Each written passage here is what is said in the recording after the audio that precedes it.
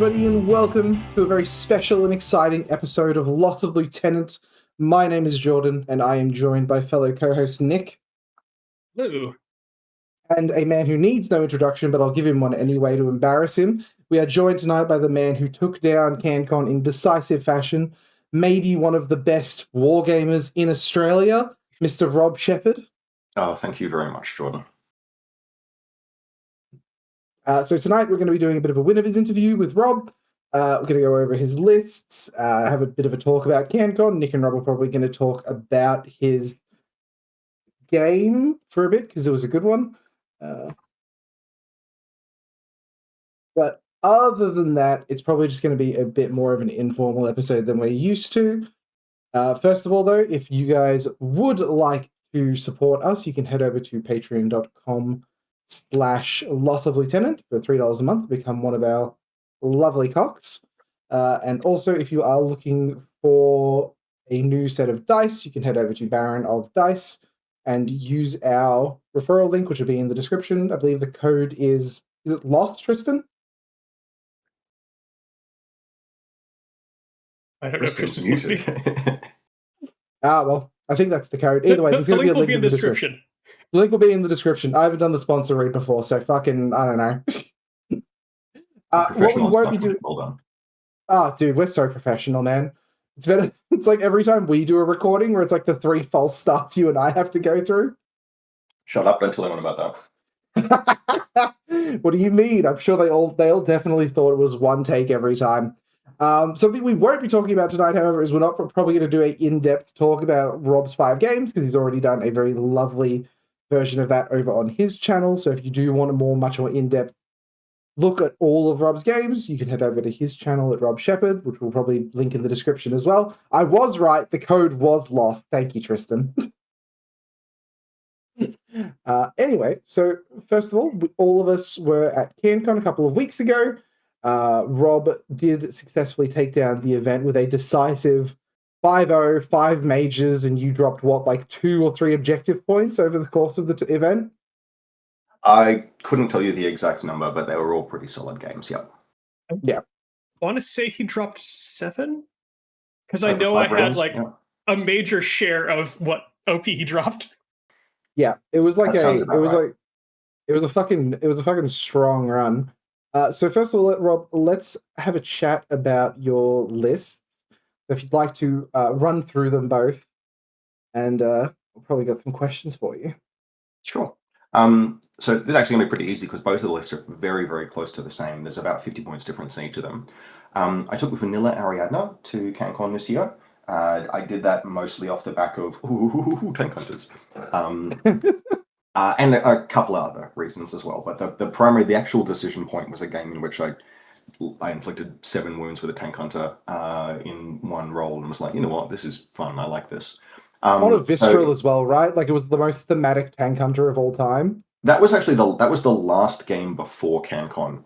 And I hadn't had a good run with the damn things for a little while. And then my opponent deployed a tanked-shaped model. And the first face-to-face roll of the game was, yes, the Tank Hunter doing 7 wounds to it in one order. So it's Vanilla Ariadna, but it's mostly Tartary Army Corps. What you give up in Tartary Army Corps is you lose access to a couple of profiles that are nice to have. You don't have access to, in particular, the unique tractor mules, the couriers, which are really nice. And you don't have access to the Gunnery Corps links, which are the linked Viscerals. Those are a really big deal.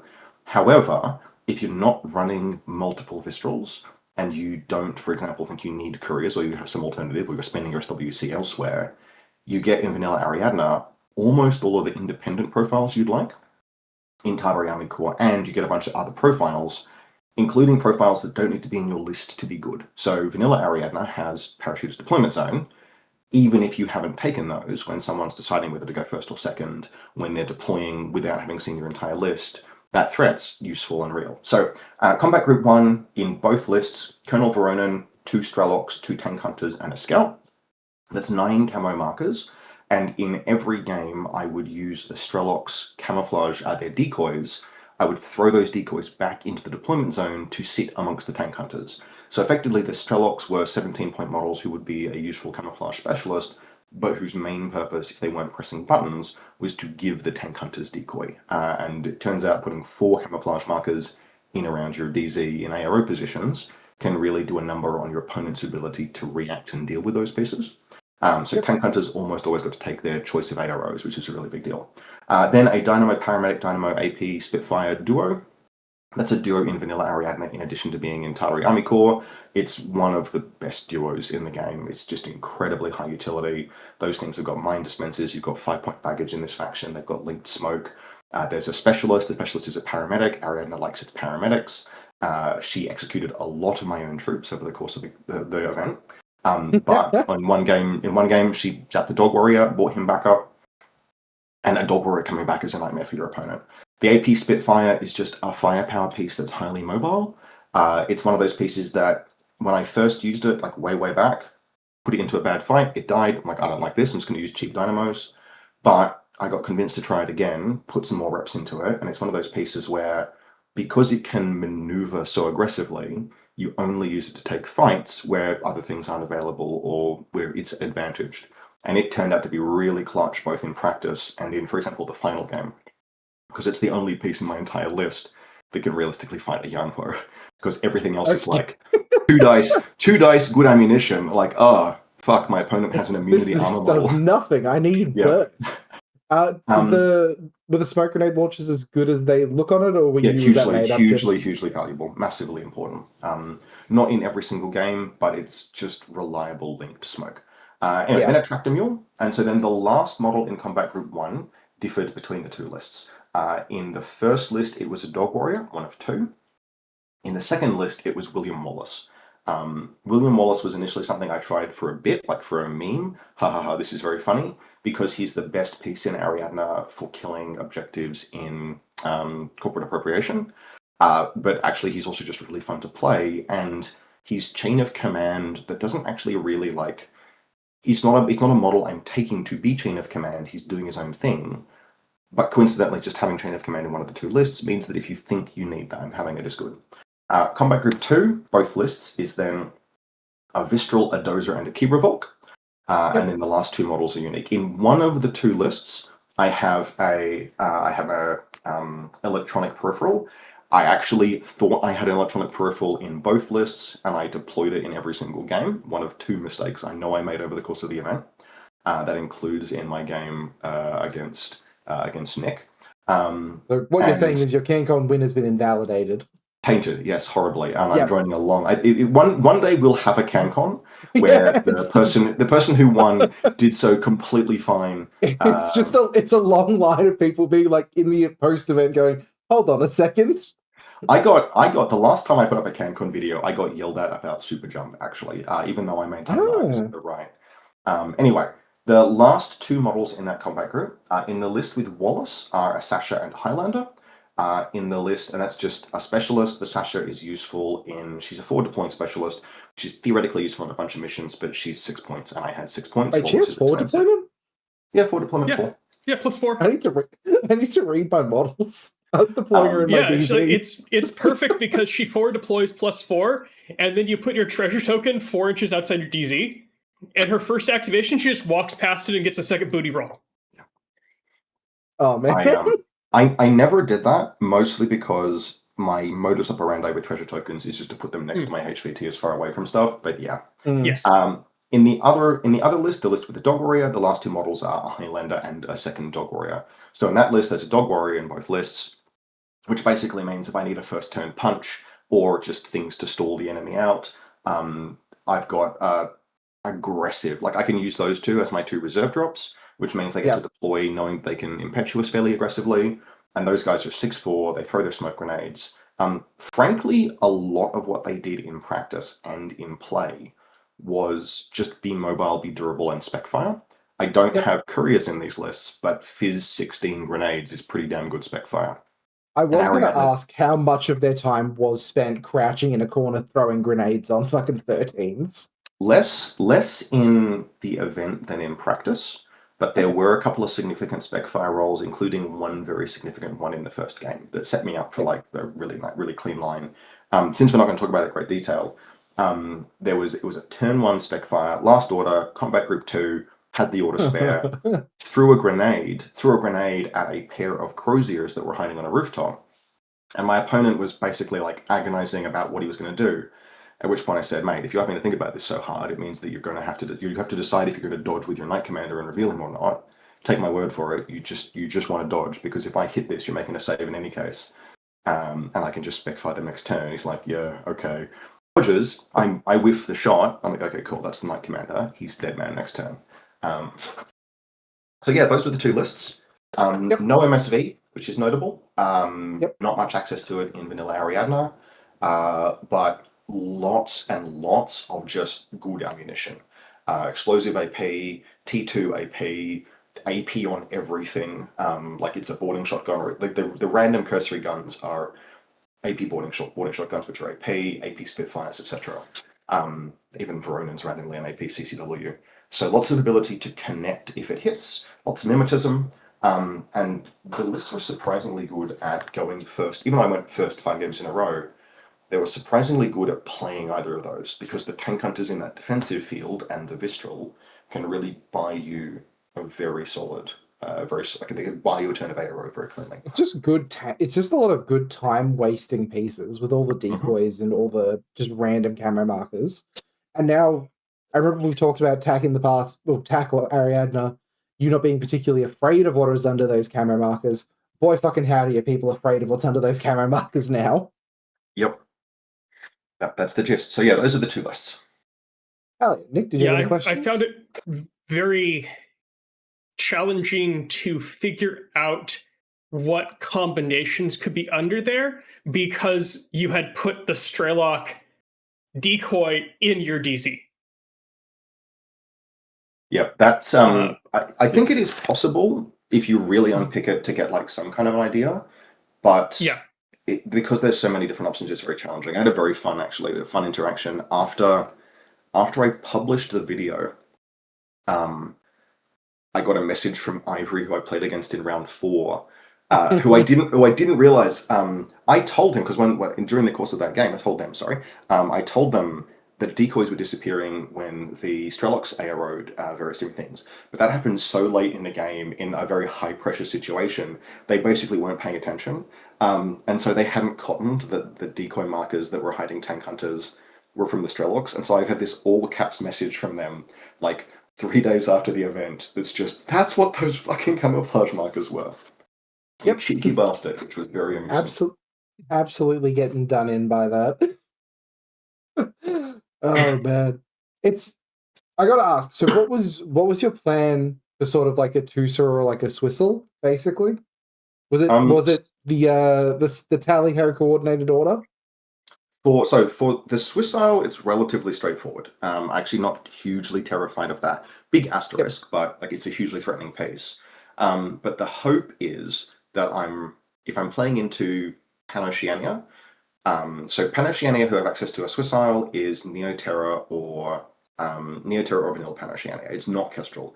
Against Kestrel, I have to play the Wallace list, because against Kestrel, you're going to wear 2 irregular orders, spec firing EM grenades every round, and you just get randomly put Lost Lieutenant, and it sucks. But I don't have to wear that risk against Kestrel, against Neoterra or Vanilla Panoceania, so I have the Dog Warriors. And a Swiss missile launcher doesn't really want to ARO against a Dog Warrior coming across the field, because that thing's got immunity armor, and it's just like, well, to blow my load to deal one wound to it, maybe. Once I know where it is, I can just smoke around a Swiss missile launcher. I think I played against a Swissile twice in practice, and in one game I'm just like, cool, it revealed to shoot something. I actually think it revealed to blow up my Vistral, which it did very capably, because it will mess up a Vistral. Killed the Vistral, and then for the rest of the game I just smoked past it. And then in another game, a bit more wise to the threat, it never really got a face-to-face roll that it wanted, and it actually was in a position where it had to, because I had a read on the list at that point, it had to close within 24 to take all of its fights. And it had one fight it had to take by walking into a room, which simultaneously got it line of sight inside 24 inches to a Vistral, a Tank Hunter, and something else. And I just revealed everything to shoot. And that did for the Swissile, basically. Tusa is much more of a prick to deal with, because you can't smoke past him. I was kind of hoping to dodge next wave generally, There are some lists that are very good at punching down into next wave, and there are some lists that aren't. And Ariadna, I don't think, has a fantastic matchup there because Plasma is really good against Ariadna. Tucer is Puzzlers excellent. also seem really good. Puzzlers I can probably live with because what are they going to reveal against? But I'm like the biggest risk of them revealing is against something like the Dynamo Duo, and Yeah, like that's what I okay, was sure, thinking. The Dynamos. yep, you just shoot the fucker, take your Yep. licks, kill the thing. The Dynamos aren't like they're really really good, but the Dynamo team collectively is 41 points for 2 models. So Yep. Some like other lists terrified of puzzlers, but Ariadne you can more or less be like, yep, okay, cool, it's revealed. Nothing I have is going to be vulnerable to immobilization. So, but Tucer is a problem, and Yes. Black Hearts with Plasma is a problem, and even fighting something like a Stinger is a pain. Really? Okay. Well, it's just a really good gunfighter. There's Yep. not many warhorses, so BS attack -3 and mimetism -3 adds up and gets it a good face-to-face roll against. I have to basically hold it at bad range with a Vistral. That's not usually reliable. So against Tucer, in an ideal world, I see where he goes, and there's a line up the table that I can get around. And I don't know which list I take. It's probably Wallace, but it will depend on the scenario. I'm taking Wallace mostly because the Plasma does a number on Dog Warriors. But on the other hand, I would like to have Dog Warriors because Specfire does number on Next Wave. There's a lot of pieces in Next Wave that you can throw a grenade over a wall and do some damage to them. So that would have been basically a table or a scenario-oriented decision. If I have to kill Tucer, if I cannot walk around Tucer at all in any way, it's a big Yeah, like you're playing on order. 2-fort. Yeah, if I'm playing 2-fort, it's a coordinated order with Scout, Tank Hunter, and then either a Strelok or the Dynamo, which puts 4 dice worth of autocannon, 1 dice worth of Scout, T2, APO, Hotneck. Any of those shots connect, got a good chance of killing him to dead.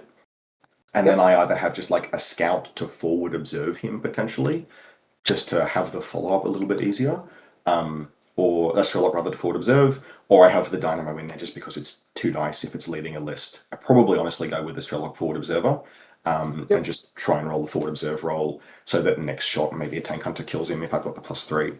But I didn't want to have to take that fight. Likewise, I didn't want to have to play against a Skyhound particularly. So you've Flyers. been really happy hearing the round 4 results then. So genuinely, I'm happy with the list that I took to the event, but I had I'm not gonna say lucky matchups in terms of who I played against, but because like good opponents, right? Good opponents from round 1 through round 5. But when I played against each of my opponents and who I didn't play against were really significant. Like if I'd played against Ivory in Crossing Lines, where I don't get to play, they were playing, I keep doing that, sorry, I've done that in a while, where they were playing Varuna with a cutter. I can't fight a cutter with my list particularly easily. Not in the slightest. We played against them in Corporate Appropriation, where you can just play the scenario the entire game. If I'd played against them in Crossing Lines, where the cutter got to bounce between zones, that's a hugely more difficult game. Similarly, if I'd played against Nick's cool as fuck Umbra, 5 Umbra limited insertion, if I'd played against that in a non-radial scenario, where there wasn't so much distance for him to cover, and he was able to more freely use all of his stuff, if Umbra get in on an Ariadne list, everything I have bar 2 models has wounds. Good melee Prothean models are a nightmare. I have gotten to be the fox in the chicken coop with like Chefskin before into attack, and it's like, oh boy. Yep. So they've got, I think do Samaritans have EM weapons, Nick? No, I have no EM in that list. Okay. I think They're like DAPS 4 or 5. Actually, the Samaritans, their DA is, I think, PS6, whereas the Legates are PS5. But they also have Vorpal. So. But the like if even a Dog Warrior with immunity AP, if a Samaritan gets into CC with a Dog Warrior, it's just so much better at that fight. that, okay, maybe it takes 2 orders, but the crits, the damage, the Prothean wounds, etc., get through really fast. So, yeah, there were matchups that I dodged that were a big deal, and there were opponents that I played into where if I had played into them in a different scenario, would have been really rough. So it's it sounds like just a good run through the event, which is always like something you appreciate, right? Like as much as as much as people.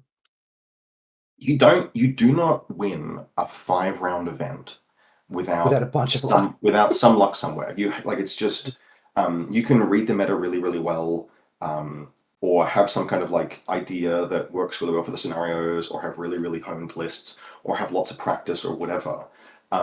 You still don't. Infinity is a game. This is a line I've been rolling around recently. Infinity is a game where you bounce from catastrophe to catastrophe, trying to recover from them more quickly than your opponents do. And you do not get through 15 turns of Infinity without some kind of good luck at some point somewhere. And I definitely had my share of it over the course of the event. Not in my paramedic roles; they suck shit. But the overall, yeah, particularly at the, I guess you'd call the strategic level, the matchups, as if there's any strategy in that, really helped. No, it just sounds like knowledge of your own faction, knowledge of the missions really helped you through the event, and then a little bit of luck along the way did work for you. Look, no, realistically, some of the pairings and when they occurred was very significant. So we'll never know how those games might have gone in a different scenario, etc. But wouldn't want to understate that. But yeah, still pretty happy with the performance. Absolutely. I do have to ask Nick, how vindicated are you feeling seeing Chain of Command William Wallace in the one of the Cancon winning lists after your own personal crusade? I was curious to know if any of that was sparked by the loss episode. So good question. I haven't listened to any episode where you guys cover that, but I did read in the Melbourne Infinity chat someone going on a I can't remember who it was, but one of you lads had a list where it was designed to enter Loss of Lieutenant and then have Wallace take command. Yeah. Yes, that was me. And then I read a bunch of people having a slag on that, and I didn't much care for that commentary at all. I think that the Melbourne discussion probably actually just sparked the. I think I read that and then I put him in a list. In that sense of like how you'll hear something subliminal, and then 3 days later you'll be like, oh, I could go for like someone will mention fucking pistachios, and you'll be like, I could really go for some fucking pistachio right now. It was that kind of a connection. Okay. Because oh, sorry. I was like, yeah, he seems to be an underrated member of Vanilla Ariadna. Yeah, Finn, I think you're absolutely right. It's really easy to look at him and go, he's good close combat and 38 points for Chain of Command. That's like, I'm not paying 38 points for Chain of Command, not even a specialist. But that offensive profile, that's the kind of assessment you make if you've never actually played with him. I wouldn't write a list that's designed to try and enter Loss of Lieutenant to take advantage of inspiring leadership. But he is such a good piece on his merits, where he moves, he's really fast, he brings his own smoke, he's one of the best close combat models, provided it's active turn in the game. He is the best piece we have for killing things that need anti-material to kill. But even otherwise, like I had the first game I used him in was against US Ariadna, to be fair. But I was like, all right, my opponent's gotten the corporate appropriation prototype all the way back to the back of their deployment zone. Wallace, this is your job. This is why you're here. This is what you train for. And Wallace blew through like 4 different ARO pieces, just boarding pistoling them on the way. Just making this one burst as well. I didn't even notice that. Yeah. He's got a burst 2 template weapon, the light shotgun, the T2 rifle, and then if he's got his own smoke, and he's immune to critical, which is really nice on a 2-wound model. Like knowing that he is, if you go into like he cannot suffer that kind of bad luck against some idiot with a knife.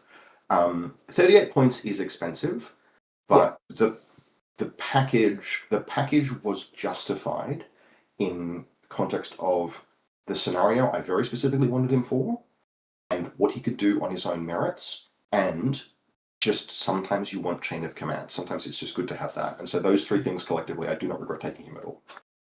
I think I liked with how Kestrel, you used his chain of. Oh, sorry. I was just going to say, with Kestrel being as good as they are, and Jackals being a little bit of a mistake, I think, yeah, if you can justify chain of command, that is definitely a situation for it. I liked how you used him with Veronin. The chain of command felt less like it was a backup plan for you as it was a disincentive to the opponent to go Yep. after Veronin. Yep, absolutely. And I know Because you were the player where that mattered against, where you dropped a fucking hacker into my backfield with missiles on the table. But yeah, absolutely that, where you were like, does Wallace have chain of command? Well, I can't tell you that. It's private information. Yes. If I looked at Army, would there be a chain? Yes, there would be a chain of command profile on Wallace.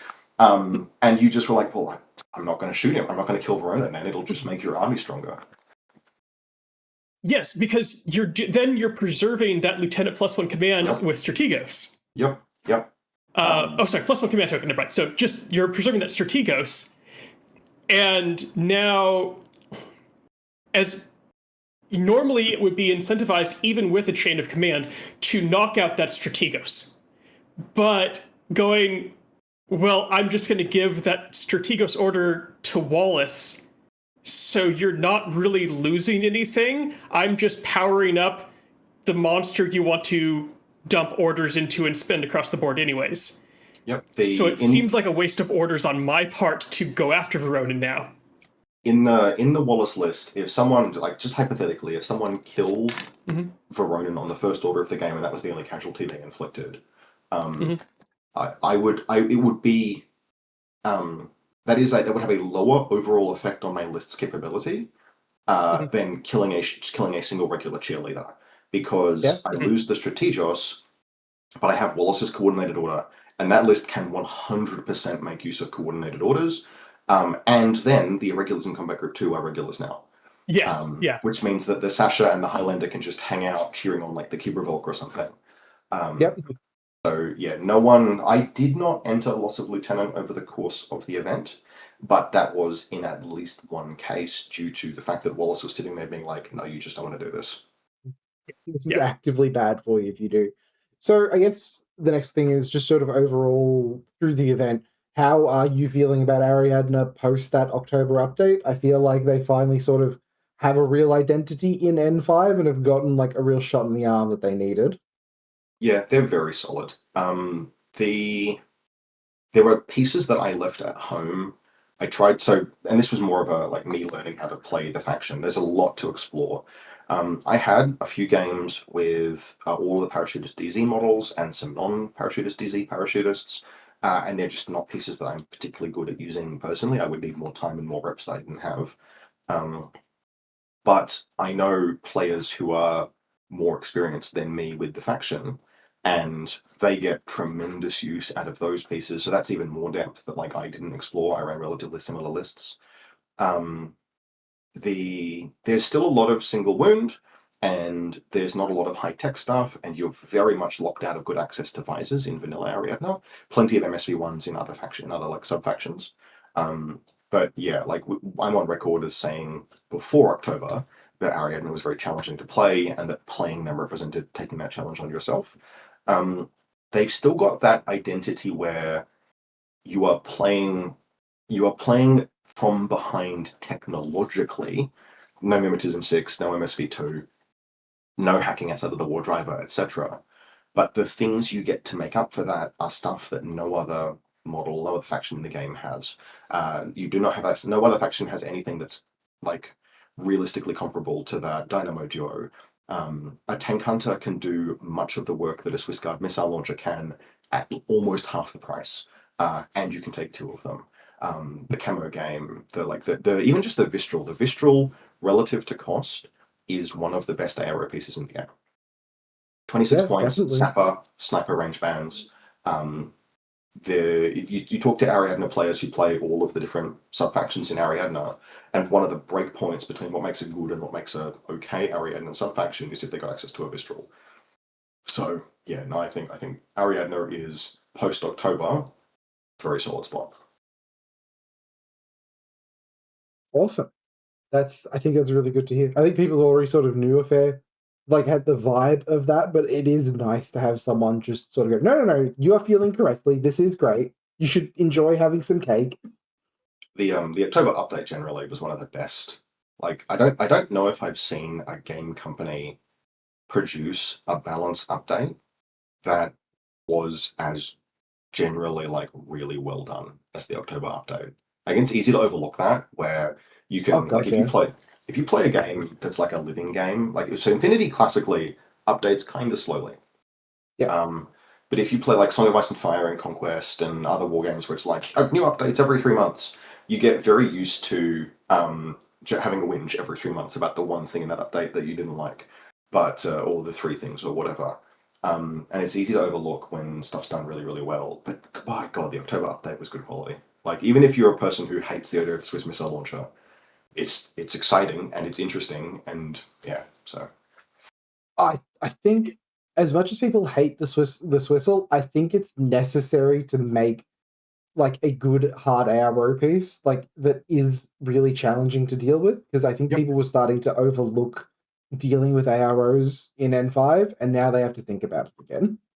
Yeah, Gunnery team did the same. There were a few ARO pieces that were introduced, a bunch of them in Tartary, for example, with the Gunnery teams and the Tank Hunters, which shifted the needle a little bit away from aggression focused to like, oh no, you can play this game with like these defensive tools. It's an important part of Infinity. Yeah, 100%. Do you have something to say, Nick? I feel like I cut you off there. Oh no, like I was going to comment about it. It's really neat to see a rules update for a game where basically everything is an upgrade of stuff that was underperforming, but they didn't do what most companies I find fall for, which is downgrade the stuff that is being taken in their stead. Everything felt like it was something to be excited about because it was a new toy. It was never a like, oh, they knocked down my favorite toy because it was overperforming. No, let's just bring everything up to perform at that level. I can tell from that comment that you're not a combined army player. I mean, even the combined army players, right? They got an AP HMG on a Carontid. The Anathematic got some nice profile, condensation. 60 move, Victor 60 Messer move was on the good. big pieces is a big deal. Yeah. No, the change. So vanilla combined. You were correct. The Imatron, yes. Yeah. Or sorry, the Icadron. The Icadron. Honestly, I've actually had fun with the new profile because of Dogged. While I lament the loss of the Flash Pulse, I will gladly take the Dogged and 4/4 over the 6/2. The big changes to me for vanilla combined. The biggest one was the R drone going from AVA 2 to 1. Yeah, Chaz that took has it in the divorce.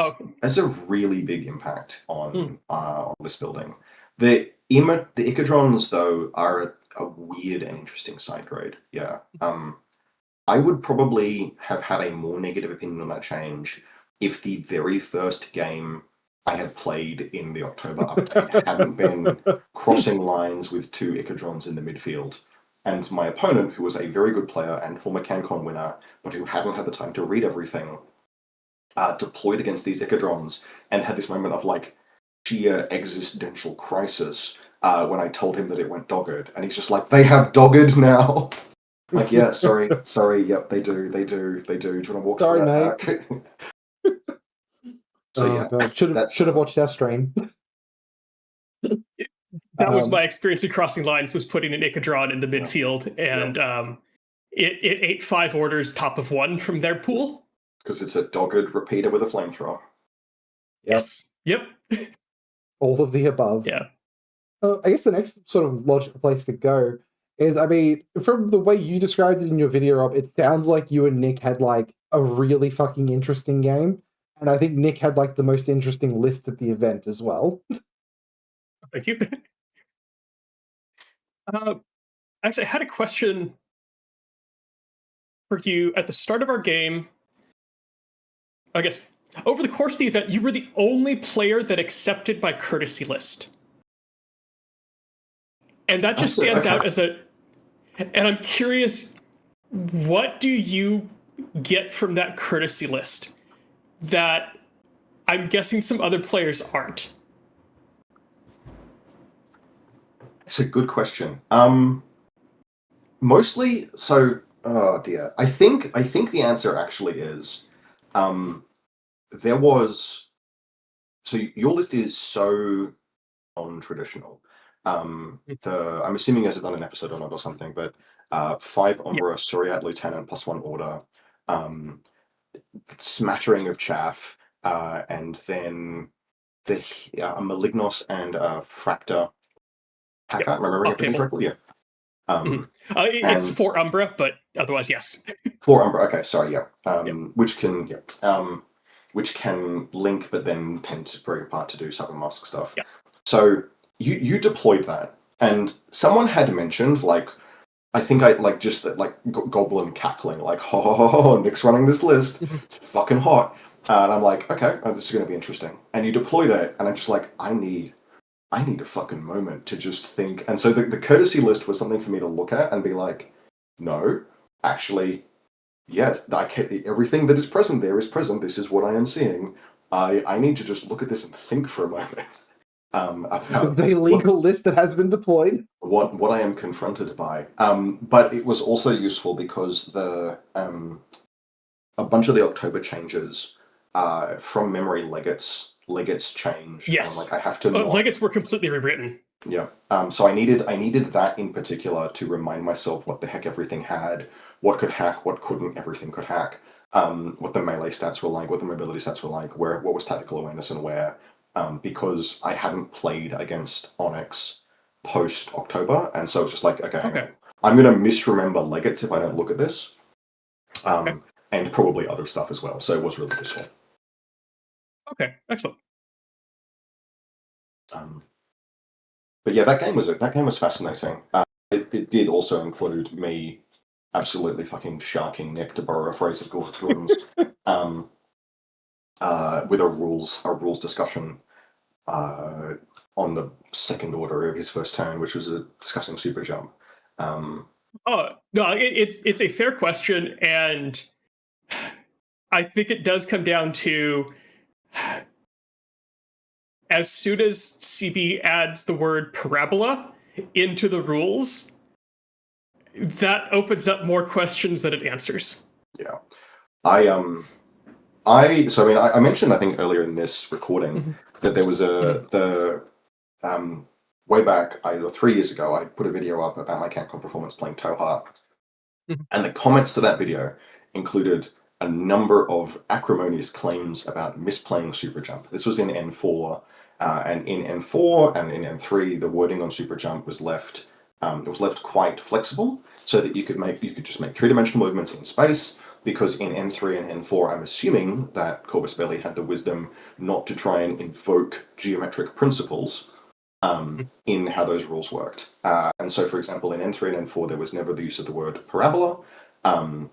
But because, and this is where you have that, like, simulationism versus abstraction rules design thing, because people expect jumping to behave a certain way, if I told someone that I think I moved in a parabola, but I moved off of out over a ledge to get line of sight, and then back down to that ledge along a diagonal in a scenario that was about 0G maneuverability and special operators outfitted for maneuvering in 0G. People were like, that's not how jumping works. And so in N5, we've got that distinction between effectively powered and unpowered super jet propulsion and regular super jump, where regular super jump says you move in a parabola, jet propulsion says you move however you want. And the thing about a parabola is that's a defined, that means something. That's a mathematical that is a mathematical term.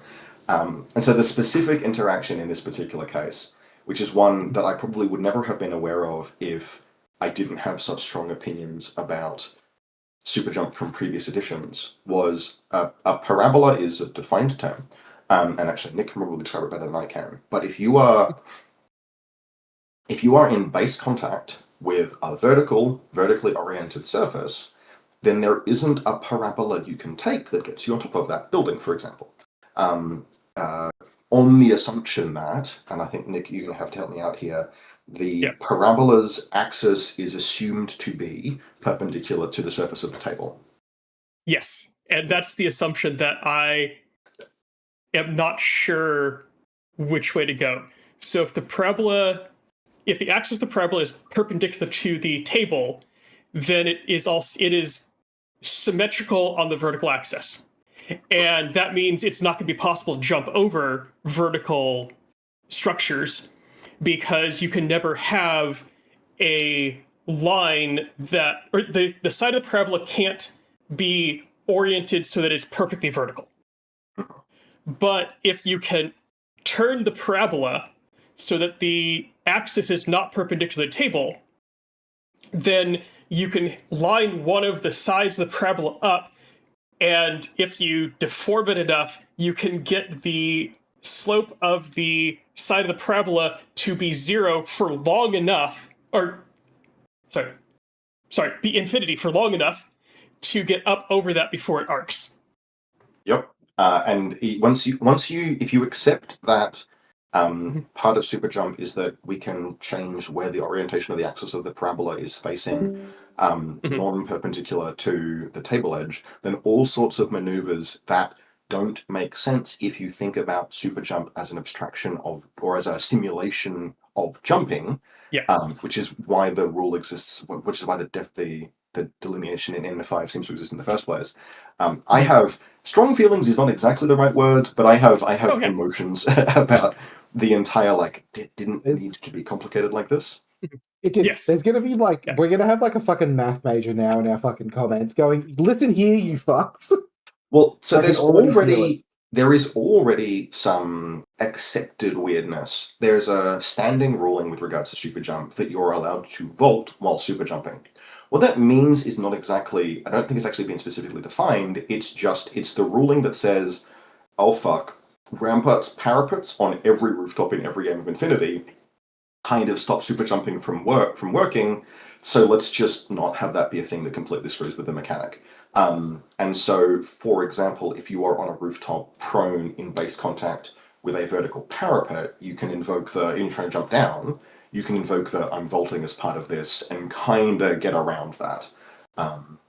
Anyway, yeah, so long story short, Nick caught up with me, I think, the next day, and one of my courtesy lists includes literally a diagram of the thing that we are discussing right now. Which was the second order of his 10. But the game, with the exception of let's have a discussion around this mechanic, the game was really fascinating because it was, I'm actually interested to hear it from Nick's perspective. We were playing area of interest, and which is a scenario that can really, going first versus second in that scenario, is wildly varying experiences. And so in order to rest my throat, I'm actually interested to hear how Nick felt about that game and your plan and what the goal with the list and stuff was.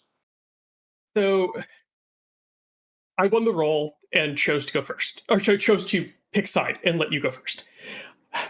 I had more experience with that list playing second into area of interest than first. Unfortunately, I had, I think, only 1 or 2 games of that where I'd actually gone first. So I felt more confident going second into that. But the table layout was what locked in my decision to take side. And that was because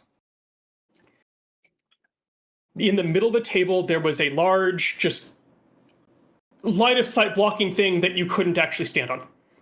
That was probably 3 stories tall. And it blocked line of fire from one of the deployment zones to the center button. And my thought with that was, if I go first and he picks this side that I want, I can't touch that button. There's no cover. it's you have lines of fire from almost every angle you want from that deployment zone onto that button. If I go first, I'm down 3 VP because I can't touch that button. Or you're down 100 something points over the course of the game because every time an Umbra touches it to press it, they die. Yes, because I know what type of firepower you have in Arrow. And I don't have the models to just throw a specialist at that every turn, especially going first, where I then have to defend it, and I can't defend it from that side of the board either. So I would be throwing a model to make you spend orders from your larger order pool to just go back there and push it back. I felt that if I deployed on the side I did, I had a chance to get that button. I was okay giving it up initially because I thought I had the mobility to get to wherever you would deploy your zones and then force you to have to pull away from the center button to go deal with your zones. As it turned out, I think your description of it on your recap video was correct in that my list was a good list to play into your list. My good list was a good list to play into area of interest. It was not a good list to play into your list in area of interest because that radial deployment just added a little bit more, and you had the Arrow presence to just keep throwing out discovers and burn my order pool. That makes sense. It was so in terms of how the game went, just for anyone who hasn't watched my video, which would be a very reasonable thing to do. So I went first, Nick went second. Nick's null deployment was basically flawless. I was not able to do.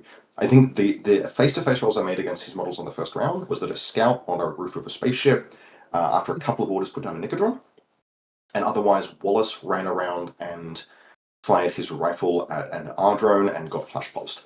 Now he would kill that R drone the next turn, and that R drone was actually a good example of. So the R drone was deployed on Nick's table edge, out of cover, not a bad face-to-face roll with Wallace once he got within 16. I assume that R drone was there specifically to watch out for parachutes deployment zone or parachutes models. It had to be deployed slightly out of cover. It had total cover for most of your board. So having it deployed out of partial cover wasn't as bad, but you were correct. It was touching my board edge so that it could see my entire board edge because there was nothing on that to block line of fire, and cover that against any parachutist deployment zone, because with the number of camouflage markers you put down, I knew that it wasn't going to be a Margot and Dirac issue, but you still have Van Zant, and I can't have Van Zant run through my DC. From memory, with 9 camouflage markers that I'm presenting in this list, it is just possible, I think, if you take like close to the maximum number of mine layers, etc., to have those camouflage markers and still have Van Zant hidden away. So I did want to ask Rob, because correct me if I'm wrong, you did have Equip Mirage 5 on your army tray, right? Yes, I borrowed them from Chris Johnson just to have sitting there in exactly the same way that Nick had a Cascuda sitting on his army tray. 100%. It's such a good fake out, isn't it? Because I did the same when I played Morats and Vanilla combined. There was always a Raziat on my army tray, because I think I misled a whole bunch of people, because I think people know we're friends. I had people come up to me and go, "Oh, like, you know if Rob's playing Equip Mirage 5?" I'm like, "Yeah, definitely, he must be. It's on his tray." I never told anyone a lie at any point about any of the list I was playing, including in any of our discussions. Anyway, so it was so good.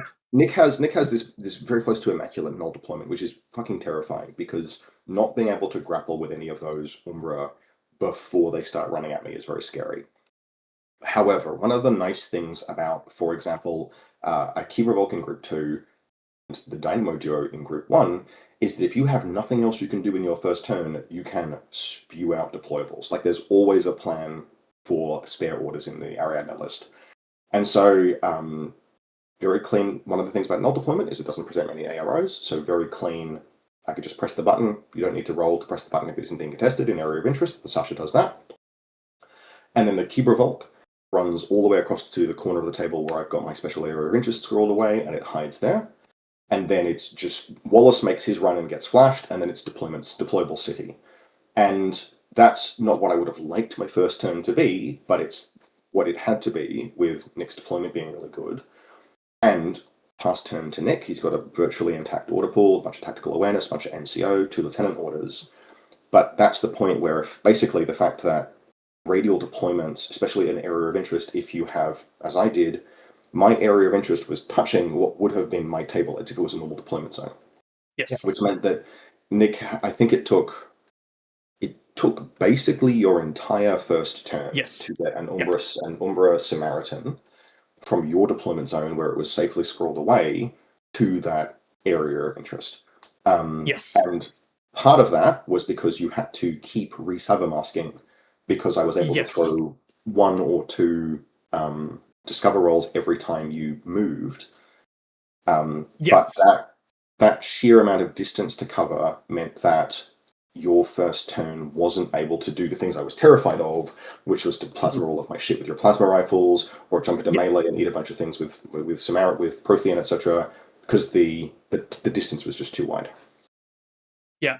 So with the discovers, look at, I think you passed a discover on every opportunity you had. I did. So there was never a move you made. Yeah. So part of my calculation was I expect to be discovered several times, but not every time.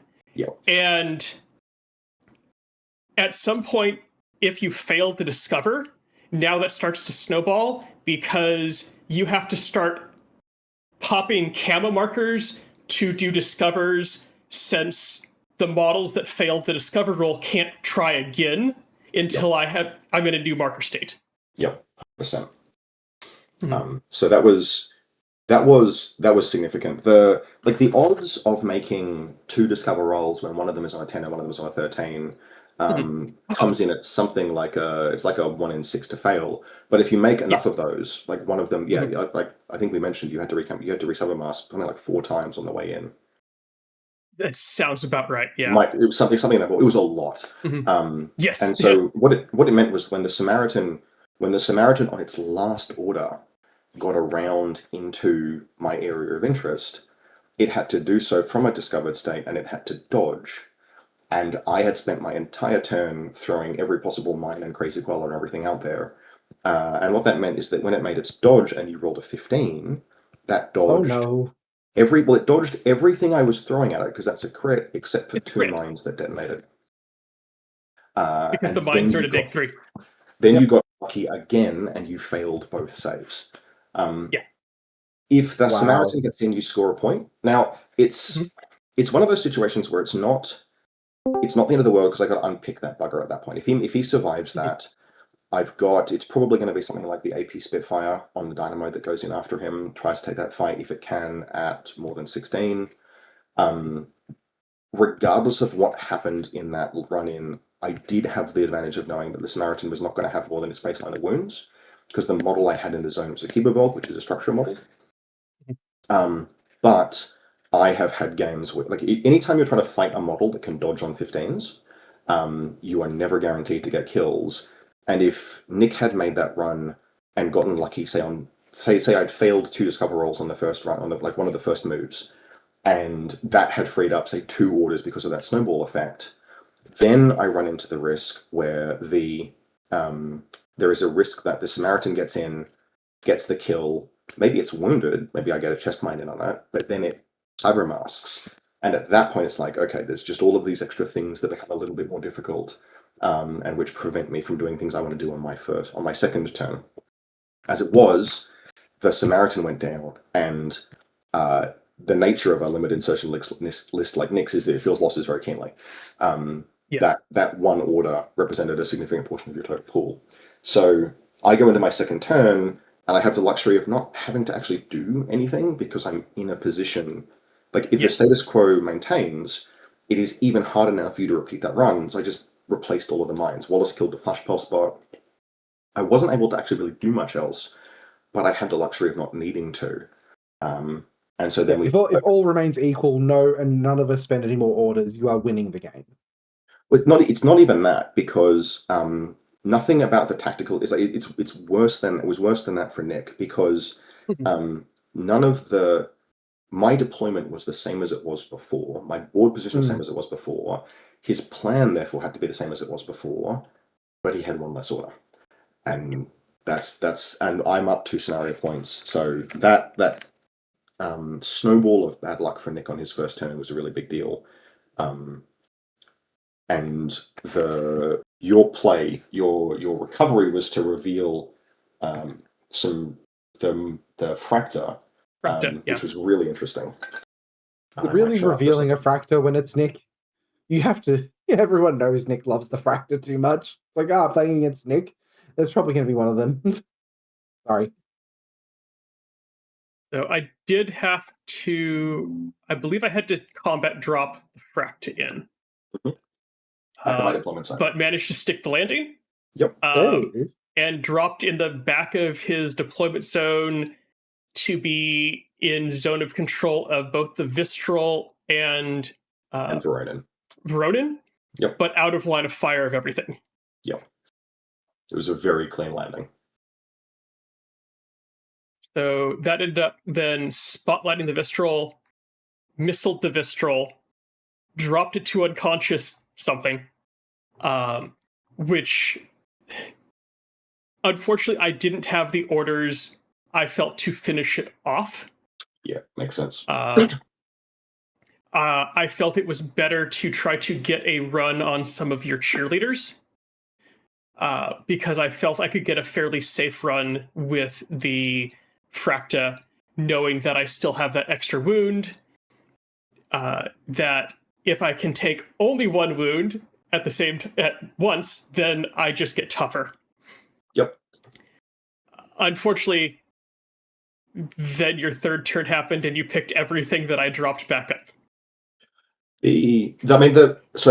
As noted, I shouldn't have deployed that peripheral, which actually means that the engineer should have been where the peripheral was, or alternatively, I should have been down 27 VPs at the end of the game.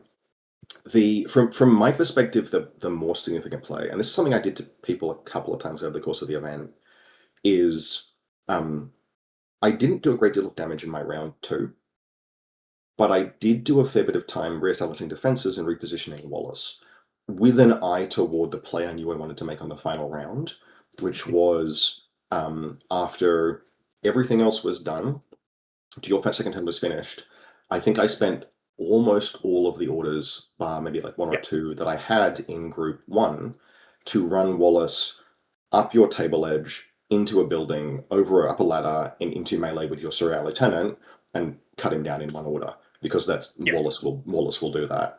And at that point, loss of lieutenant triggers, and I think you had a relatively ample pool of command tokens.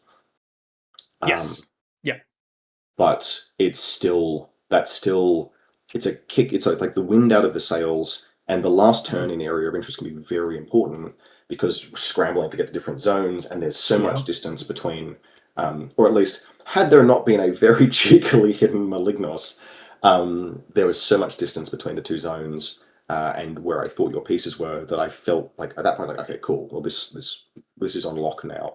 I think from memory, if the Samaritan hadn't been stopped on round 1, then the reveal of the Malignos in the final round, if that had succeeded getting into the special area of interest, I have a suspicion that would have been a very, very fucking close pointed game. But as it happened, the Malignos revealed. It was the cheekiest thing in the world, because it it revealed, it dodged every mine, it dodged tank hunter autocannon fire, but it got crit by a boarding shotgun at 16 inches. I rolled a 6 to crit it with a boarding shotgun. Go. It was the last ARO he rolled as well. Yep. Oh no. Yep. So Nick rolled like a 9 on the dodge. And so I'm just like, so the mines are all fine. That's a crit against the mines. The last crazy koala, he dodges that, I think, if there was one at that point. Tank Hunter misses. Keeper of Orc misses. Spitfire, suppressive fire. AP Spitfire. If I had that, I think I did, missed. And then I just go, oh, this last one, this shotgun, and I roll the 6 to crit. Now the Malignos passed and failed one save. The important thing was that the dodge didn't carry it into the zone. The second important thing was that it was unconscious, not dead, which meant that at the end of the round, it got to make the regeneration roll, and the fucker stood up in zone of control of my HVT, which stopped me from securing the HVT, which was 1 point that I did not score over the course of the event. Which was very cheeky, amusing. But that's fucking regenerate. Overperforming regenerate. Yeah, super cool. There was nothing else like it at the event. The what genuinely was really interesting, and kind of other people, I think this was their experience as well. You look at the Samaritans and you think, oh, that's a 4-person link, and then you're in your first round, in your first game, your opponent mentioned to me after the fact, like when I was talking to them at the end of the day, that one of like the last order of your first turn was coordinated Cybermask. Just putting all those pieces into Cybermask, which is just super cool. It is. Yeah, in using a limited insertion list, and this also comes from playing a little bit of Wallace as pseudo lieutenant. I've learned to see coordinated orders more readily, and that has definitely improved my game. For instance, in the final game, was hard block. There we go. The end of that game, because I'd gone second,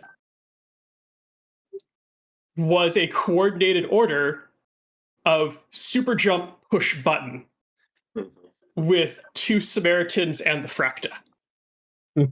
Oh, that's awesome. That's great. Yep. The downside is 2 of them failed. If one of them gets it in that scenario, that's really cool. Those were yeah. That's super. That's so cool. I actually have had an interesting. So I had a similar experience for a different reason. I feel like this is weird because early N5, where they introduced Speedball, all of a sudden it feels like you've got one less command token, and so your command tokens are more. Which was the design of Speedball. The point of Speedball was to give people more things to spend their command tokens on. But what it kind of felt was, well, I'm now just playing with 3 rather than 4 command tokens. But something that happened, in my case, the instigating incident was playing with the post-October Saladin and just being like, I have all of these command tokens, and I'm not turning models regular because he's got Inspiring Leadership, and he's got Inspiring Leadership. And so Saladin forced me to spend, like, if you're playing Saladin, you're probably declaring anything up to, like, 6 coordinated orders over the course of a game. And so you have to learn how to use them. And so, like, I'm not an expert with them yet, but I spent some time, and it's just like, wow, these things are really powerful. Why haven't I been using these? It's because I'm used to using link teams and models that are solo operating, but you can just get so much, like, random, if you just keep your eye out for it, and you have, like, oh, this is the coordinated order. Like, I'll do 2 a game. Like, I've got +1 command token from Veronin, and you have those experiences where it's just like, oh, no, this is a good time. Coordinate. And it's probably going to end up being 3 orders worth of movement, and not all of that might be valuable, but some of it will. It'll stage pieces into good locations. It's just this, like, I wouldn't, if I hadn't spent that time with Saladin, I would not have learned, like, to re-engage with this mechanic. And it mattered. Like, it mattered over the course of the weekend. It mattered in practice games. It was significant. And so it's interesting how you have that, like, that list that forces you to do something, then I'm going to use that in other games. I suspect Nick is as well. Yeah, I find that a lot of coordinate orders, I guess I lowered the bar for what I expect coordinated orders to do. Mm-hmm. And I think that has opened up more use for them. So a lot of times I'll coordinate order just because I can get more movement out of that command token than I can out of the number of orders I would otherwise burn. 100%. Mm. And just keeping an eye out for where like little bits of extra positioning might matter now or might matter in a turn's time or 2 turns time. Yes. Moving things, like if there's an exclusion, like in bloody crossing lines, having just like, oh, this is a good coordinated order because I'm just moving with this. I will coincidentally get 3 orders worth of movement of models into the zone that otherwise would cost orders. Excellent, great value. Yes. I think in every game I played, or like in the event and the last like 2 or 3 practice games of corporate appropriation, one of the last things I did in each of those games was a coordinated open panoply. I had models nearby and I needed them on the defensive or whatever or something, but they were there. Cool, coordinated order, regular order, 2 more things come out of the panoply because of that, and that can be game winning in crossing lines. So yeah, no, the run up to this event was an experience in like rediscovering this random mechanic that's existed in the game for as long as I played. That's a really good example of a good coordinated order. I've definitely done that. Bottom of 3 in corporate appropriations, just looking at the board going like, I think everything's pretty much locked down. Coordinate order, open panoply. Roll. Okay, cool. I got the point. Yep, 100%. No, really big deal. So what the listeners should take away from this is that coordinated orders are for more than just giving you a burst 4 gun in a list when you refuse to play one. Yes. I don't think Absolutely. I've actually seen an off, like, as much as we talked about how would you deal with Tusa, yeah, fucking just dodge the matchup, thank you. That's how desperate I have to be to do an offensive coordinated order. Is if there's literally no other way to solve the problem. Yeah. And this has been like, way back in N3, you'd have people banging on about how you would coordinate Dalamis to kill things on ARO, and that's how you'd kill a Kamau sniper from Varuna, and it never worked, ever under any circumstances. No, but, because you still need to hit them. Yeah. No, what happens is that you lose a Dalami to 1 sniper shot, and then the other 3 miss, and now you've broken the camouflage. Good job. And this is probably something that it was kind of easy to miss in the N3 to N4, when 15 troopers became a thing, and like just the way armies have and lists have shifted, and now in N5, I think we're in a point where, at least I've observed this, games feel like they are closer. Like I've had so many more games in N5 come down to the last turn, down to the wire, not like either on scenario or something, where like the last few things matter.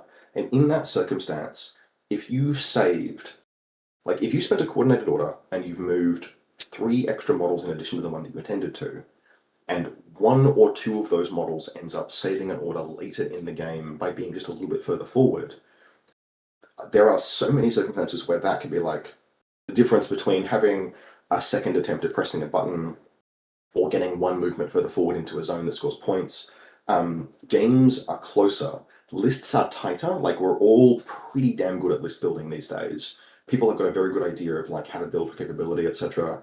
I think there was an article up on Goonhammer by Genghis Cohen, who's a fucking legend, and I think Ollie did an article for the CB blog. Both of them talked about similar things, where like people are getting good. Even new players have got really good resources on how to build a pretty tight list, and that in addition to just mechanically how N5 builds these situations where games are just a bit tighter than they've ever been because there's more redundancy, there's more resilience in lists, you've got more heavy infantry. Weirdly, as much as the gunfighting in N5 is pretty top shelf, there's also kind of more wounds on the table than there were in N4. So the game's lethality hasn't necessarily actually increased. And you've got Speedball, every army has force reconstitution. And in that situation, if you know how to use coordinated orders and you save yourself 1, like one order from that extra movement can make a huge difference on the game. Honestly, Speedballs in like their current incarnation, where like they've gone through like the one adjustment they've gone through, feel probably like one of the best inclusions in N5 in my opinion. They're so good now. So Nick, I think you were nodding. You want to say something? Oh, yeah, like, and I'm finding that I'm not just defaulting to force reconstitution anymore with Speedballs.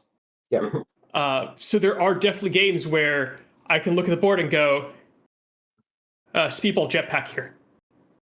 And then just punt a model across the table, or allow them to take a shortcut that they wouldn't normally be able to do without burning extra orders to long skill climb or long skill jump. Yep. I've used it for. I have Speedball intentionally to reload on a number of occasions as well. That's one I've heard too. Yeah, the Speedball reload. Mm-hmm. Definitely, I've definitely heard that one. There's a little bit of an argument. This is more of a, if anyone who knows Rob Wright, he's a man who holds many opinions about many things, and they're usually pretty good value. He feels a little bit of pressure where he's like, why does Speedball need to cost a command token if you just give it to everyone? But I kind of think regardless, it's been, as much as Nick makes the point about it's not just for force reconstitution, and it's not, it has had this really interesting effect now that they've changed how it works, and it isn't just for... It's yes. Not just for making sure Norcaius can't be stopped under any circumstance. Yeah, exactly. Now fucking Bob from accounting has to actually fix you up. You don't just get to fix yourself. Yeah, you don't get to just or you just walk through that zapper and failed to save. No, you didn't. You're fine. God, that was a time. I had one game with that, and it was an absolute mood. But anyway, yeah. One of the things with across almost all of Infinity's editions is that doctors and engineers exist and offer you the promise of like, oh, you can bring your models back if they're unconscious. But with only a small number of exceptions, it's actually really rare that that's something that works well. Where engineers bringing back total reaction bots, engineers doing preventative maintenance on tags, there are 100% use cases. But it is relatively rare. Like if you looked across all of N4, and we had some kind of magical way to get all this data, we would find that like Doctor was one of the least used skills in the game. Yeah. And like there's probably I wouldn't be surprised if Doctor was less used than Sensor in N4, for example, just to throw something out there. And Sensor should be a highly conditional skill, whereas Doctor should be something that you, if you put it in your list, you could use in the game. Just an example. I could see it just because of the number of like aromatics in links shooting, burst 2 medkits. Yep.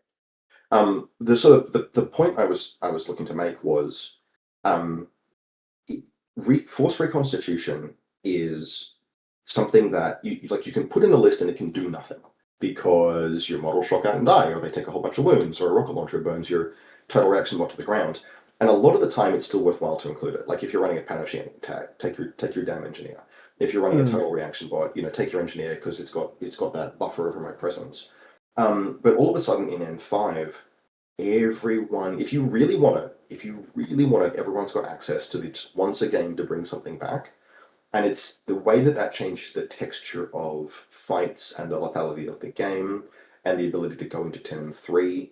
I don't know if I think Speedball is a particularly elegant mechanic, but like what the fuck does that even mean? But the effect that it has had, particularly after they fixed it up, I think overall is really, it has done the externalities of it, the secondary effects of it, I think have been really good for the game. Yeah. Well, one of the differences between that and Doctor Paramedic Engineer is that you can't fail. Mm-hmm. And I think that adds a different approach that people will feel more confident if this is my plan. The only failure state on that is the drop roll, the combat jump roll. And you can even have backup plans where you have like a flash bot at the back of your DZ who can pick it up and run it forward if necessary. Yeah, absolutely. I don't think I would want to see Doctor, for example, changed to be automatically successful. God, no. No. Oh, no. God, no. But given that Speedball is a once per game, It's Mhm. pretty tolerable that the auto medkit in Speedball always auto medkits, for example. Yeah. No, definitely. I think that is actually a really interesting like just discussion as a whole, and it was really good to sort of hear you guys sort of pick each other's brains about that game because it sounded like a wildly interesting one. Like if to watch especially. I did have a two-part question for you, Rob. So something we talked about on the previous episode was CanCon sort of as an endurance event. Like you don't just play CanCon, you fucking survive your way through playing CanCon. How do you sort of feel about that? And on that topic, because this is something I was asked on Discord, why didn't you and I play a round 6 to decide who the ultimate winner of CanCon was? Fucking lootly, Jesus Christ. I mean, look, here's how I survived CanCon. I have, and actually my partner Gabe shares this. We both have immune systems that hold out really well until the moment is past. And so I have had this, and this happens just all the damn time, where it's like, I can't get sick, I can't, Conrock, not going to be a thing that happens. And then so I get through CanCon, I don't fucking sleep for 3 days, and then I crash, and then I get sick, which is why I currently have this vocal fry and why I'm drinking all of this honey lemon tea. Surviving CanCon and the endurance test. Why didn't we play around 6? That question can get absolutely fucked. Oh, God. Would we have survived? Because I don't know if I would have. That's mortifying. Like the idea of the way I was feeling post, we both have been sitting there borderline dissociating, and someone could have come up afterwards and been like, "How was the game?" And neither of us, like, we were both just have been, "Did we play a game? What was the result? Did you see?" Did a game of Infinity happen?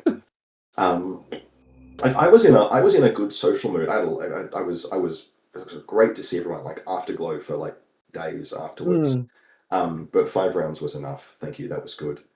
In terms of the endurance of the event, there's a physical component, and unironically, just as a piece of advice, like take care of your sleep as best you can. Take care of yourself in the run up to the event. If you can be a little bit physically fit, like when I was playing War Machine way back in the day, I was a larger gentleman than I am now. Now I am a white bearded nerd. I am a little overweight. I am not fit as a fiddle, but back when I was playing War Machine, I was a large and indolent gentleman, and just a little bit of like getting myself more or less sorted out, to a point where like, I think of things like the gym and eating moderately healthy as maintenance. Actually makes a big difference in terms of just being able to go 5 rounds, particularly when you're like as you get a little bit on in years. But then the second thing is just like put the value of practice, and getting your reps in and experience and just playing the scenarios, playing them until you're familiar with them, means that the mental load of the event, you don't have to run into as many novel situations. You don't have to think about things from first principles as much. I had probably one, like, go into the hole and really think about how I'm going to approach this. And again, this is where I got lucky. I had the luxury of thinking about that in the evening before round 4, which was when I learned basically 90% likelihood, unless Corvus does something weird, I'm playing against Ivory in round 4. I got to spend, after we all got home from the pub, I got to spend basically an hour sitting thinking about what the best way to approach that was. And that was pretty much the only case over the course of the event that, well, actually, no, and Nick's fucking, and playing against Nick's list. But even in Nick's list, because I'd had enough practice, I'd run into situations where I'd had a blunt first turn, where the first turn just hadn't been able to accomplish very much, and where I'd fallen back on setting up mines and setting up arrows and building that trench hellscape for my opponent to deal with. And so, even in the case of like where Nick's list was comfortably the most novel list I have played against, in some time. Even in that case, playing it out, I was like, no, this is weird. I know what to do here. All of these other options have been exhausted. I know what remains. I'm going to do that. I'm going to pass the turn. And so, yeah, 5 rounds is 55 rounds of Infinity. Infinity is hugely mentally engaging. Like, it's 2 hours of reactive thinking, of responding to events as they arise. That's a lot. Like, it's a big mental toll on the mind. But the more preps you've got, and I had games over the course of the day, over the 2 days, where people had they made a decision that was in retrospect a bad decision, because my round 3 opponent was a lovely gentleman, whose name I want to say was Brian. From Melbourne. Yep, from Melbourne. And it was his Icarus moment a little bit, where he's like, I don't know how I got here. I've won 2 games. Hello, who are you? He had only played Crossing Lines, just coincidentally. He'd only ever played it going first. And I won the lieutenant role and picked first turn, and he played Crossing Lines like he was going first. And that went really badly for him, because what you wanted, that's a scenario that plays really differently. He was a champ. He was wonderful to play against. I met a lot of very nice people over the course of the 2 days. Would very cheerfully sit down and have a game with him. And I suspect that if we played that same game out a couple of times, and he got experience with what his list could do under different circumstances, a Marut's a fucking nightmare for Ariadna. And that's what he had. Yes. So practice, take care of your sleep, particularly if you're someone like me who doesn't sleep well at events. And then, just to fucking eat well and do a little bit of exercise. It will make you a better gamer. Yeah, definitely. Do you think acclimatization helps? And being a local? So I am. Good question. No, because there are 2 days a year that I am exposed to the environment in the Cancon sheds. And it's the same 2 days as everyone else, because I do not seek that out. But I will say, having done Cancon a bunch now, I did know, and anyone should know, I think I went through like 6 liters of water on the first day. There are fountains around you can refill water bottles. I turned up at the event, and I do this for events like all the time these days, where I've got my backpack, and in my backpack are a bunch of like reasonably solid snacks. I've got like an up and go and a bunch of nuts and stuff like that. A fuck ton of water, painkillers, deodorant, then like my hobby to my modeling, like the tape measure and dice and stuff. And that survival pack, and just keep drinking water, and especially at Cancon, because it's 2 days in a shed in God knows what degree heat. Yeah, God knows what. What I found, particularly this year, it didn't actually bother me terribly much, just because you start sweating, and you just accept that that's a thing you're going to be doing for the next 8 hours. You're going to sweat. You're going to sweat. You can drink your water. By the end of the day, you're going to be that kind of a person, and then you're going to go back to your hotel, or your accommodation, or your home, and you're going to have a shower. And once you cross that like mental threshold where you're like, you can't be uncomfortable about the fact that it's hot. It's hot. You're sweaty. Drink your water. This year, when I packed for Cancon, I packed 2 full sets of clothing for every day, knowing that I would go to Cancon, I would sweat through my clothes, I would go back to the Airbnb, take a shower, and then put on my clothes to go out to the pub in. 100%. I do the exact same. I don't travel for events a lot, but yes, it is particularly. It's you have a change of socks and a change of underwear and a change of shirt and etc. both days for whatever is happening after you get home from the event, after you finish up at the event. Yeah, 100%. But as long as you prep for that, yeah, it's hot. It's not the end of the world. It's hotter in other parts of the world. Like it's manageable. I definitely felt it this Cancon. It was a lot, this one. Just don't do what a bunch of the lads playing Conquest did on day 2. So we finish up. I packed up a bunch of tables. I'd gotten stuff Chris Johnson was taking some stuff back to Joel. And I'm like, I want to go and see the Crimson Brush painting, because I hadn't got a chance to look at that yet. And I walked past, and it's technically it was like a little bit of cloud was coming overhead, but just a little bit. And there are half a dozen of these lads from Conquest who I know and I'm good mates with, and they are sitting around a table. Oh no. In the open, and I'm like, you are all too white for this. You are all going to just burn yourselves into lobsters.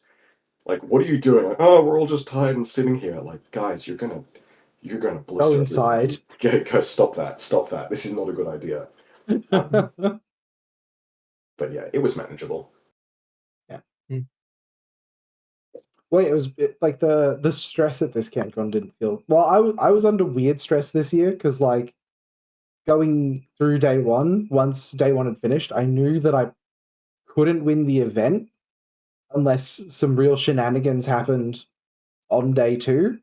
You mean like if 6 different people drew their games? If you and Jimmy drew in the finals, then I would have been able to get over.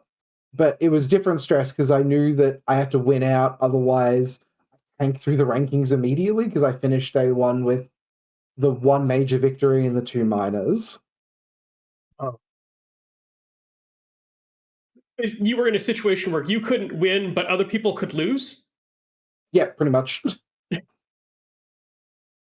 It was an interesting one this year because we had, after a couple of people dropped, we still had 60 players, which is normally 59, enough. I think, played. I think we had 60. We had 63 registered, and I think we had 60 players. I'm not sure. Okay, that was not. It could have been one that didn't respond to the survey. Yep. And that was, I think, that was what Rudy said on when they in the Cancon organizers chat about which I mean is in a consulting role. Yep. And so 60 players will usually that will get you 2 undefeated players. Except we were almost on a course to have that not happen because it was like in round 3 of the top tables were draws or something. And it was just like, how did you people manage this? And the answer is we were playing crossing lines in round 3, which is a surprisingly easy scenario to draw.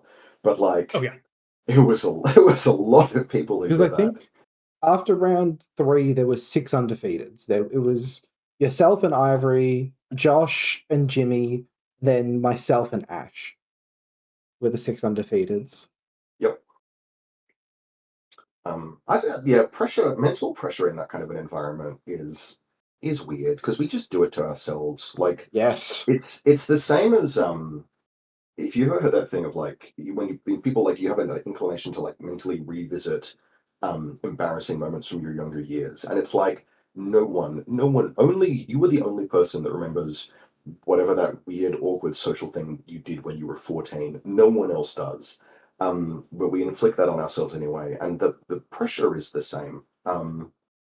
Even like I before the event, I had a little bit of like, I hadn't played an Infinity event, a big one, in 3 years. Because I played the year before at Cancon. I'd taken a year off. It was really nice. The year before that, I played Conquest. So 3 years ago was the last time I played Infinity at Cancon.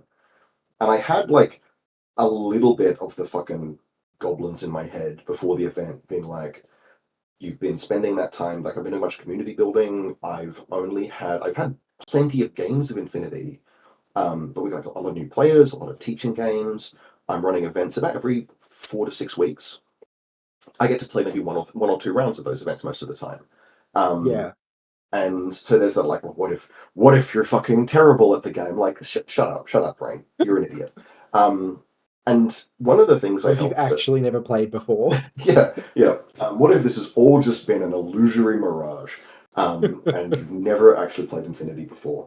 But one of the things that helped a little bit actually was thinking about like how I have a YouTube channel, and it's like, well, if I go 0 and 5, that'll be a fucking interesting video. Like, yeah, Christ, that'd be a great video. Talk about like what the hell will that story be? You're a content creator who I see comments complaining that you never lose. It would still be a good story. It'd just be a different good story. It would be a really weird. Like I would be interested to hear how that happened. And that kind of recognition of like we're there for the experience, and the like 4-1, 3-2, 2-3, 0-5, all of those are interesting experiences. No one fucking judges you for like realistically. Anyone who does, anyone who is like, well, this person only came third at Cancon.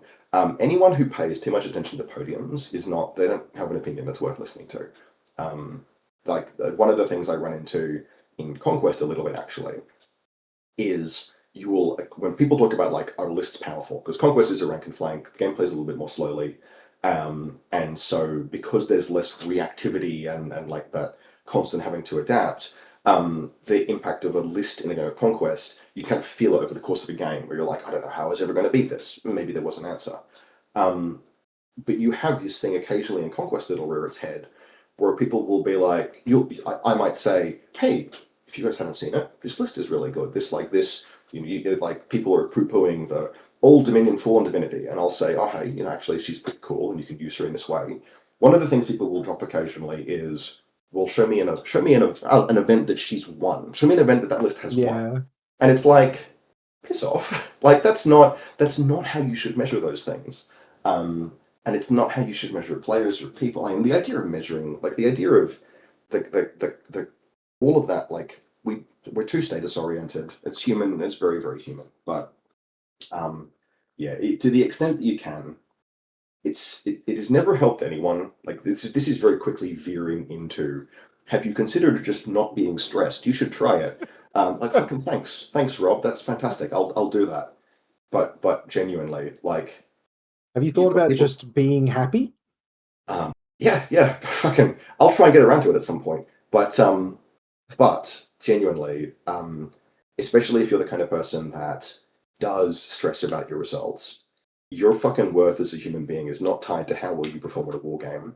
Your identity is not tied just to that one thing, and you're there to have a good time. And Infinity is a game that produces fantastic stories. It's a game. It's a machine. Like the game is a machine for creating interesting moments, interesting experiences, like dynamic and dramatic little moments of story. And there are just as many interesting stories for you to tell about and commiserate about and think about how things might have gone differently if you go 5-0 as if you go 0-5.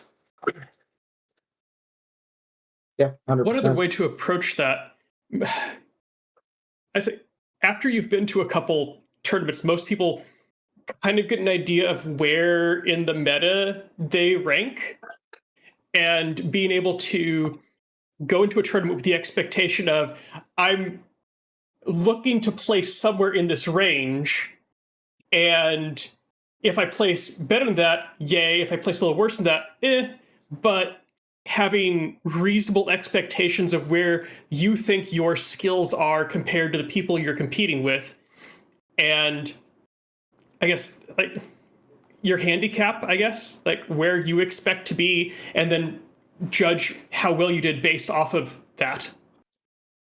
I agree to a point. And so the value, and we're getting into some psychological stuff here that I'm actually not hugely qualified to fully discuss. But that's a really useful perspective for as long as it is a useful perspective, which is to say, Yes.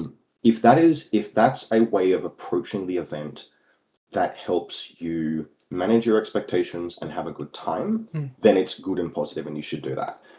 We had from Canberra several new players, one of whom I'm pretty sure is in the chat watching at the moment. Hello, Hayden, and who are either like new or returning, effectively. Yeah, and they from Canberra, like we had people who have come back to the game after a very long time away from like a different city, and in almost all of their cases, they were very realistic about like, I'd like to accomplish about this much, as long as that is a cause for celebration or healthy commiseration or whatever, then that's fine and that's good. Where it gets into tricky territory is when you have to, that's a mental tool that is useful only as long as you don't allow it to set yourself unrealistic expectations. Yes. So like one of the actually great stories is Matty G is a local player and his son Joey. Both of them played, and I think Joey went 3-2 this year. He might have even done. I think he might have even gone 3-1-1. What a fucking legend that kid is, because he's a fucking gun. I played him in first round, and yes, yep. He was the one who told me about the coordinate, the full coordinate cyber mask. And he turns up like most Wednesdays with his dad, and he plays a game, and he's laissez-faire, and much of the time he gets flogged left and right, holds his own some of the time, and so to see him come to an event, and he did well at Woodbash as well. Yes. So Maddie's doing super well by his son. Maddie did really well as well. But then to see Joey do that was awesome. But that's that kind of,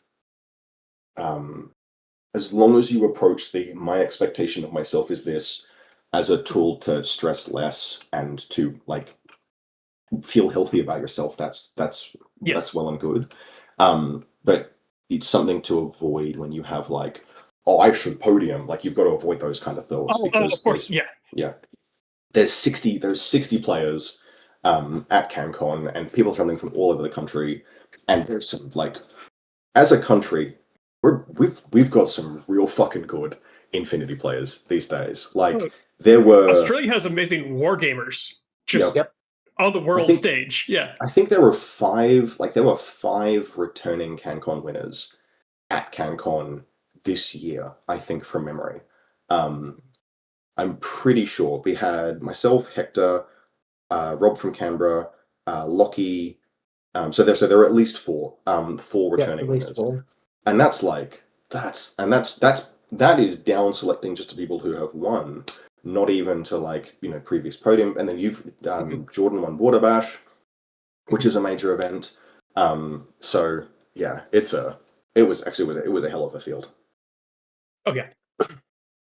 The one that I've encountered that does kind of end up being weird is when people have expectations of you, because I try to really not have any expectations of myself outside of, like, go 3-2, have a good story to tell at the pub on Saturday night.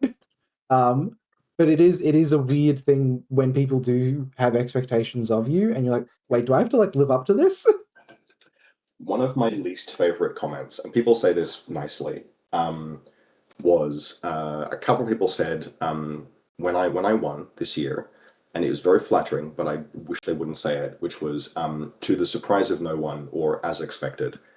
And I know, Rob has won, and I know they mean that from a really nice place. But there are a host of reasons why I don't like that as a perspective, not least of which is it sells short, like, a dozen at least other people who were very serious contenders, etc. And because of the expectations, it's like, well, what will you fucking say if I don't win the event? Like, Christ. So that's an opinion, and expectations from other people. To delete your YouTube channel will be arriving shortly if you didn't win. So that is, I know that perspective comes from a good place, but I would be happy not to hear that again, as much as it's meant to be very complimentary, and it is very complimentary. Yeah, I think yeah, it's a really good sort of retrospective. Go ahead, Nick. Sorry. We do have one question that we're requested to ask several times, multiple times. With Tank Hunter arrows, what is your criteria for revealing your Tank Hunters in arrow? God, that's a good question. Actually, I have to think about that. So, because I had a situation in the very first game where I'm like, I probably should have revealed them and I didn't. You have to balance quite a lot in your head when you're making those kind of decisions, because camouflage is a valuable resource, and usually with camouflage ARO pieces, you want to project threat, and you want to use that threat to force your opponent to discover you, so that you force them to waste orders making the discover rolls, so that you further sap their active turn. One of the weird things I found with tank hunters is that that's actually kind of not as much a thing that happens, especially when you're doing the play with the Strelok decoys that I did. Where in practice, once you get good at placing those decoy markers down, there are the threat saturation of the camouflage markers becomes too large, and your opponent has to be like, I'm just gonna have, your opponent tends to, and I think this became true in most of my practice games and in all of the games at Cancon. My opponents pretty much just went, I can't discover 4 camouflage markers, I'm gonna let you reveal. And because of that, actually, you have to start figuring out when you're going to reveal. And so the answer usually is when it will be most catastrophic for your opponent, or when it will cause the most damage. So you want to reveal when multiple models are passing through the open, and you can shoot, for example, a link leader or a non-link leader who is exposed, high-value targets. You don't want to, for example, reveal against a cutter that's just strolling around, but as soon as your opponent has a very clear objective in mind, and that objective passes them through line of sight of the tank hunters, that's generally, I will reveal them pretty liberally. If it's second turn onwards, and the game state is getting messy and the scenario is progressing, and the value of camouflage to sap my opponent's order pool has diminished, or they've shown that, no, they're just willing to walk through my arrows come what may, you have to start being like, okay, cool, tank hunter reveals. Pretty aggressively, actually. As soon as you've got a good shot against a model that's in the open, particularly if it's a model that doesn't have mimetism or mimetism -6, much of the time, go for it, reveal. Especially if they're moving through AR or anything else, if they're moving through detonation range of an EM mine, if they're moving to engage the Vistral. People are usually pretty good about not having those real catastrophes materialize, where they trigger a mine and reveal a tank hunter AOO, they engage the Vistral, reveal that. People are pretty good at not doing that. So most of the time it's just, are you walking through the open, and is it a point in your turn where revealing this will cause you to have to deal with the potential catastrophe? And so you just give the tank hunters the best chance to succeed, basically. As soon as you've got a shot with them, and it's a good shot, you tend to take it. Yep, that makes sense. Because again, even like they're not like a Panzerfaust or something. Like once you reveal it, they're not just one and done. It is going to be 2 dice at you forever until you kill it. Yep. I mean, in good circumstances, even against a model with Mimetism 3, they're 2 dice on 13s, and if they connect, they're so dangerous. So you have to take part of the nice thing about having 2 tank hunters is that you don't feel the urge to conserve them as much. Because I've got 2 of them. Like, the reason why I'm taking 2 is to play the odds, because it's a single wound gunfighting piece. In some games, it's going to eat absolute shit, and in some games, it's going to win its face-to-face rolls. And as long as it wins its face-to-face rolls, an autocannon round will let you know you've been kissed. So 2 tank hunters means that I can be more liberal. I can be more liberal in active turn as well. Like, I took active turn fights with them a lot, because 3 shots with surprise and mimetism and Blizzard skill 13, you land 1 hit, does the damage.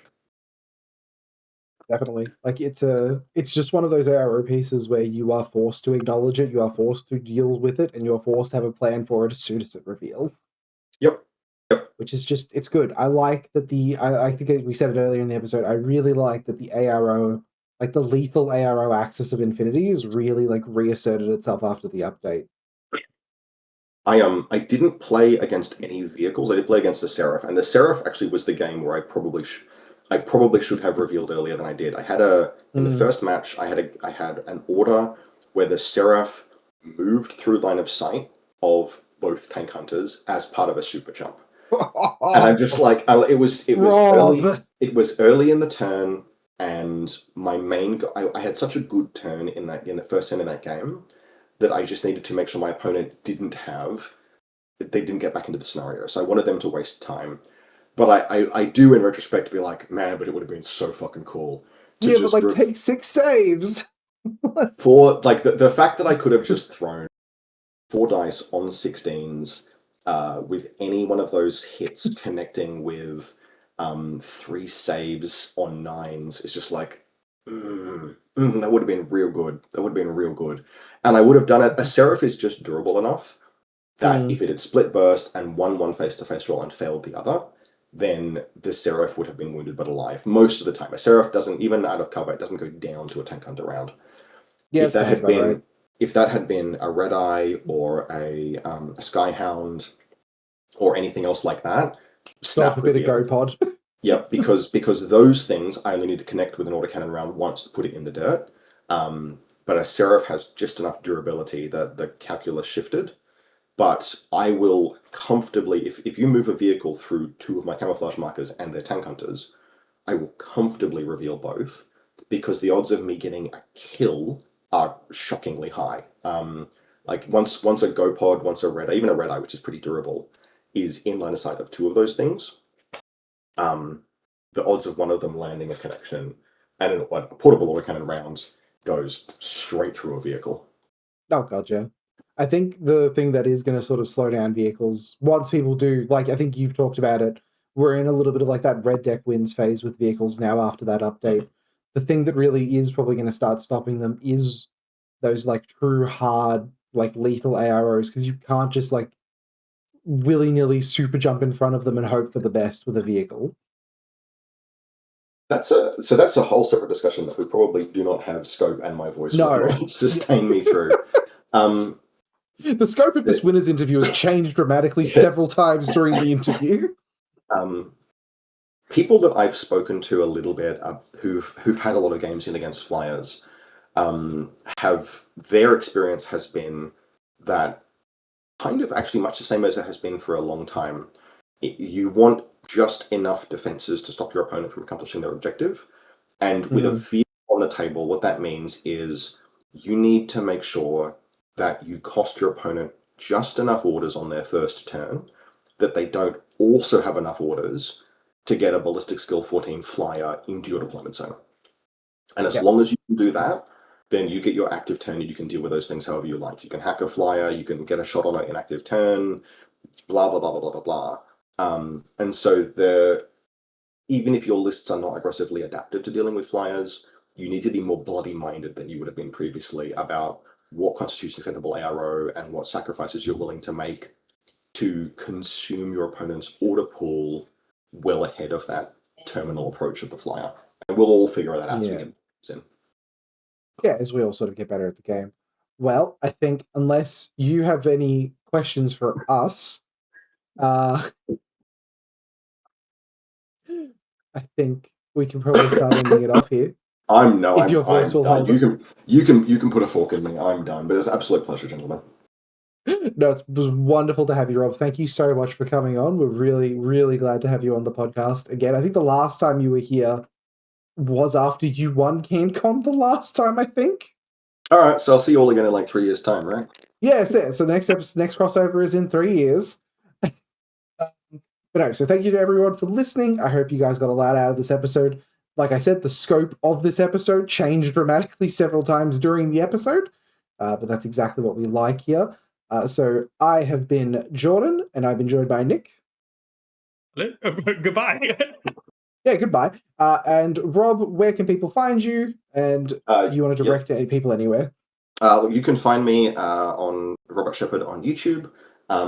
Otherwise, if you're in or around the Canberra region, including in Sydney, and you can make the trip, we run events out of Jolt Games in Canberra about every 4 to 6 weeks. The next one will be at the end of February.